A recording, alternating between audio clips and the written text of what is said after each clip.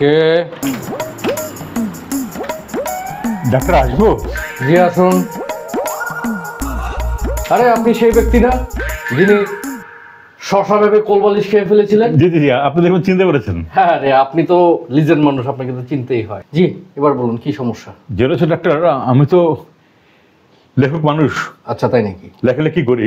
এটা জানতাম না। তো গতকাল একটি লেখা নিয়ে ভীষণ মগ্ন ছিলাম, তো কলম নেবে ভাবছিলাম হঠাৎ করে মনের অজান্তে একটি কলম গিলে ফেলেছি। আপনি তো ভাই আজব মানুষ। শশা ভেবে কোলবালিশ খেয়ে ফেলেন, আবার কি না কি চিন্তা করতে যায় কলম গিলে ফেলেন। তো কি সমস্যা হচ্ছে কলম গিলে ফেলার পরে? সমস্যা তো হচ্ছে কি সমস্যা হচ্ছে?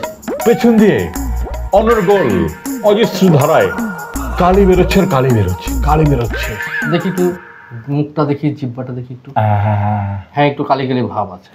যাই হোক, আপনাকে আমি কিছু ওষুধ লিখে দিচ্ছি।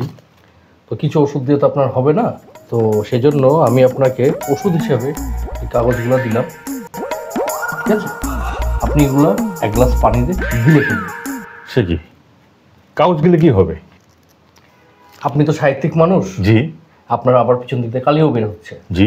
তো আপনি যখন এই কাগজগুলো খেয়ে ফেলবেন আর আপনি তো চিন্তায় মগ্ন থাকবেন, দেখবেন সকালবেলা আপনার পিছন দিক দিয়ে গল্প, কবিতা, উপন্যাস বের হয়ে যাচ্ছে। Oh my God! Doctor, you're so genius. আমি আগেই So genius, doctor. What a wonderful prescription for me. What a wonderful medicine. Oh, doctor, আপনাকে পেয়ে আমি ধন্য ডাক্তার। আমি কথা দিচ্ছি আপনাকে, এই যে আমার পেছন দিয়ে যে গল্প, উপন্যাস, কবিতা, সাহিত্য যা বেরিয়ে আসবে সেই বই আমি সবার আগে আপনাকে উৎসর্গ করবো doctor. Thank you, so kind of you, so kind.